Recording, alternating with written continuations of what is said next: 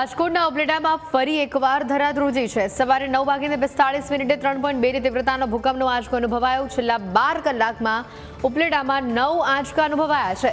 સવારે 6 વાગ્યાથી અત્યાર સુધીમાં 8 આંચકા અનુભવાયા છે। જેતપુરમાં પણ ભૂકંપના આંચકા અનુભવાતા ભયનો માહોલ છે। જેતપુરની 14 સરકારી અને કામરીબાઈ હાઈસ્કૂલમાં રજા જાહેર કરી દેવામાં આવી। અનેક ખાનગી શાળાઓમાં પણ રજા જાહેર કરાઈ છે। ભૂકંપને લઈને જિલ્લા શિક્ષણ અધિકારી સાથે ટેલિફોનિક વાતચીત કરવામાં આવી। જેતપુરનું પાંચપીપળા અને લુણાગારી ગામ મુખ્ય કેન્દ્ર બિંદુ હોવાનું સામે આવ્યું છે। ઉપલેટા અને જેતપુરની ખાનગી શાળાઓમાં રજા જાહેર કરવામાં આવી છે।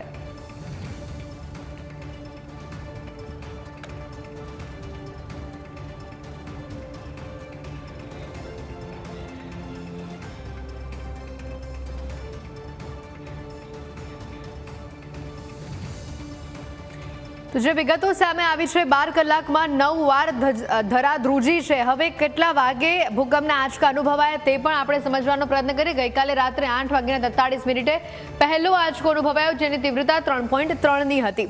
પછી વાત કરીએ પછીના સમયગાળાની, તો સવારે 6:19 3.8ની તીવ્રતાનો ભૂકંપનો આંચકો અનુભવાયો હતો, જે બીજો હતો।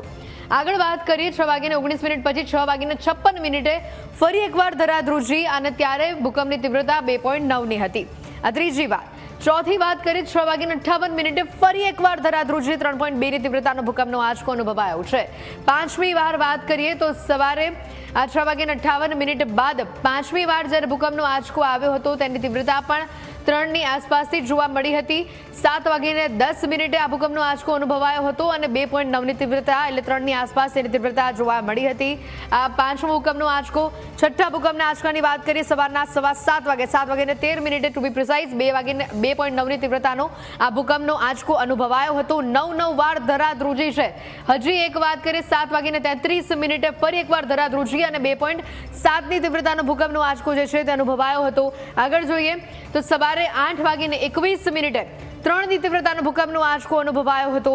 અને મહત્વની વાત છે કે જે આ સમયગાળા અને જે આંકડા સામે આવી રહ્યા છે 8:34 પણ 3.2ની તીવ્રતાનો ભૂકંપનો આંચકો અનુભવાયો હતો। સતત આ આંચકા અનુભવાતા ઉપલેટાવાસીઓમાં ભારે ભયનો માહોલ જોવા મળ્યો અને છેલ્લો 9:45 3.2ની તીવ્રતાનો ભૂકંપનો આંચકો અનુભવાયો હતો। એટલે છેલ્લા 12 કલાકની આપણે વાત કરી કે જેમાં 9 વાર ધરા ઉપલેટાની ધ્રુજી છે। નું મકાન છે। અહીંયા બહુ નાના બાળકો અથવા વડીલો બધા અહીંયા રહે છે અને અહીંયા છે ને બહુ ડરનો માહોલ છે। અત્યારે બધા એક સાથે ઘરની બહાર ઉમટી આવ્યા છે જ્યારથી ભૂકંપના આંચકા આવ્યા છે ને ત્યારથી। નગરપાલિકાની ટીમ આવી છે બેન તમારા પાસે, સાવચેતીના ભાગરૂપે શું તમને કઈ થઈ રહ્યું? અમને એવી રીતે કીધું છે કે તમારે છે ને બહાર નીકળી જવું જોઈએ, એવું કઈ થાય તો બધાને સાથે રહેવું। 220101 આમનો કોન્ટેક્ટ કરવો અને ખાસ કરીને આપના માધ્યમથી હું જણાવવા માગું છું કે કોઈ ખોટા મેસેજ ના જાય અને પબ્લિક અવર રહે એવા મેસેજ અમારા લેવલે પણ અમે તમામ ગ્રામ્ય કક્ષાએ તથા સિટી કક્ષાએ આપીએ છીએ। આવું કોઈ આંચકા જણાય તો જાહેર જનતા છે એ સુરક્ષિત જગ્યાએ રહે અને કોઈ ખોટી અફવામાં ના ફેલાય એવું હોય તો અમારા કંટ્રોલ રૂમને કોન્ટેક્ટ કરી શકે છે, જેથી તમામ સુરક્ષિત રહે અને ખોટી અફવામાં ના આવે એવી આપના માધ્યમથી તમામને નમ્ર અપીલ છે મારી। 14 સ્કૂલના આચાર્યને અમે અત્યારે મેસેજ નાખી દીધો છે કે કોઈ આચાર્ય એવી ભૂલ ન કરે કે કોઈ નુકસાન કરતા બિલ્ડિંગ હોય કે પડે એવી જર્જરિત બિલ્ડિંગ હોય તો બાળકો ન બેસાડવા। અને અમે બધા આચાર્યોએ અત્યારે ઉપર લેવલે પૂછી નક્કી જ કરેલું છે કે આજના દિવસે શૈક્ષણિક કાર્ય બંધ રાખીએ અને બાળકોના હિતમાં નિર્ણય લઈ, કારણ કે ઘણી વખત એવું બને છે કે ભૂકંપથી બાળકો ડરીને દોડવા માંડે અને બીજા ત્રીજા માળેથી એકસાથે ઉતરે તો બાળકોને ભૂકંપ કરતાં પણ વધુ નુકસાન થવાની શક્યતા હોય। એટલે આજના દિવસે શૈક્ષણિક કાર્ય 14 સ્કૂલોમાં બંધ રહેશે। રાજકોટ જિલ્લામાં સતત ભૂકંપના આંચકા અનુભવાઈ રહ્યા છે, ત્યારે લોકોમાં ડરનો માહોલ છે। તંત્ર દ્વારા સૂચના આપવામાં આવી છે કે લોકોને ડરવાની જરૂર નથી, પરંતુ તકેદારીના ભાગરૂપે તમામ સરકારી શાળામાં રજા જાહેર કરાઈ છે। ત્યારે મારી સાથે જિલ્લા શિક્ષણ અધિકારી દીક્ષિત પટેલ સર જોડાયા છે। સર, શું સૂચના આપવામાં આવી છે અને ખાસ બાળકોની તકેદારી કે બાળકોની સેફટીને ધ્યાને લઈને શું નિર્ણય છે? ધોરાજી અને જેતપુર તાલુકાની અંદર ભૂકંપના વધુ આંચકા અનુભવાયા છે આ બંને તાલુકાઓમાં સ્થાનિક કક્ષાએથી અમે નિર્ણય લેવાની છૂટ આપવામાં આવી હતી અને હમણાં જ જે અમારા સ્થાનિક અધિકારીઓ સાથે વાત થઈ તે મુજબ તાલુકાની તમામ સરકારી શાળાઓમાં વિદ્યાર્થીઓની સુરક્ષાને ધ્યાને લઈ અને એક ડરનો માહોલ ન પ્રવેશે એ માટે થઈ અને રજા જાહેર કરવામાં આવી છે. વિદ્યાર્થીઓ માટે આ રજા જાહેર છે. શિક્ષકો શાળા કક્ષાએ હાજર રહેશે.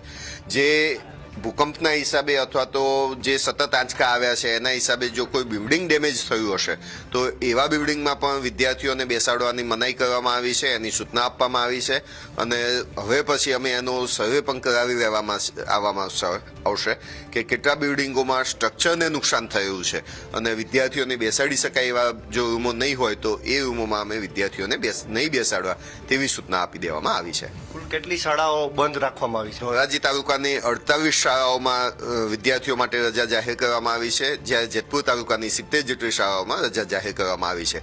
આની સાથે સાથે પ્રાઇવેટ શાળાઓએ પણ પોતાના ત્યાં રજાઓ જાહેર કરવામાં આવી છે. આચાર્યને શું સૂચના આપવામાં આવી છે? સ્થાનિક તંત્ર સાથે કઈ રીતે સંકલન કરે?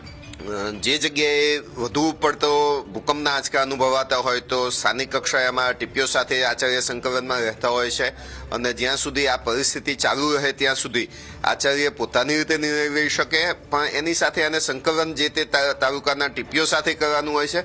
ટીપીઓએ મામલતદાર અને ટીડીઓ સાથે સંકલનમાં રહી અને આગળના નિર્ણયો લેતા હોય છે અને એની જાણ અમને જિલ્લા કક્ષાએ કરતા હોય છે કે અમારા ત્યાં આ પરિસ્થિતિ હતી, મામલતદાર સાહેબની, ટીડીઓ સાહેબની આ સૂચના હતી અથવા તો આ શાળાના આચાર્યને આ પરિસ્થિતિ રાખતા એમણે રજા જાહેર કરી છે. આ રીતે અમે સત્તાનું વિકેન્દ્રીકરણ કરી અને સ્થાનિક કક્ષાએ સારામાં સારો અને યોગ્ય વિદ્યાર્થીઓની સલામતીને ધ્યાને લઈને યોગ્ય નિર્ણય લઈ શકાય એ માટેની સૂચનાઓ આપવામાં આવેલી છે. જર્જરિત શાળાઓ આઈડેન્ટિફાઈ કરવામાં આવી છે. કેટલી જર્જરિત શાળાઓ છે અને ત્યાં શું સૂચના છે? અત્યાર સુધી જે ભૂકંપ પહેલાની જર્જર શાળાઓ હતી એ આઈડેન્ટિફાઈ કરીને એ રૂમો ઉતારવા માટેની જે પ્રક્રિયાઓ હતી એ સમયાંતરે દર મહિને એક વખત અમે કરતા હોઈએ છીએ અને એ થઈ ગયેલી છે. અત્યારે હાલ જે 2 દિવસમાં ભૂકંપના આંચકા આવ્યા છે એટલે કે ગઈકાલ રાતથી અને આજે વહેલી સવારે અને અત્યાર સુધીમાં જે ભૂકંપના આંચકા અનુભવાયા છે તેના માટે થઈને જો જર્જરિત બિલ્ડિંગ હોય તો એમાં વિદ્યાર્થીઓને નહીં બેસાડવાની સૂચના આપી છે, વિદ્યાર્થીઓને બેરિકેડ કરી ત્યાંથી દૂર રાખવાની સૂચના આપી છે અને વધુમાં હવે પછી જો જર્જરિત બિલ્ડિંગ એવું થયું હોય ભૂકંપના આંચકાને કારણે તો એના પણ અહેવાલો મંગાવવામાં આવશે. રાજકોટ જિલ્લાની તમામ સરકારી શાળા એટલે કે ધોરાજી અને જેતપુરની તમામ સરકારી શાળામાં અત્યારે રજા જાહેર કરવામાં આવી છે અને આવતીકાલે પણ જો ભૂકંપના આંચકા સતત આવે તો આચાર્યોને સૂચના આપવામાં આવી છે કે સ્થાનિક કક્ષાએ તેઓ નિર્ણય લઈ શકે. કેમેરા પર્સન કિશોર વાડોલિયા સાથે ઋષિ દવે, ન્યૂઝ કેપિટલ, રાજકોટ.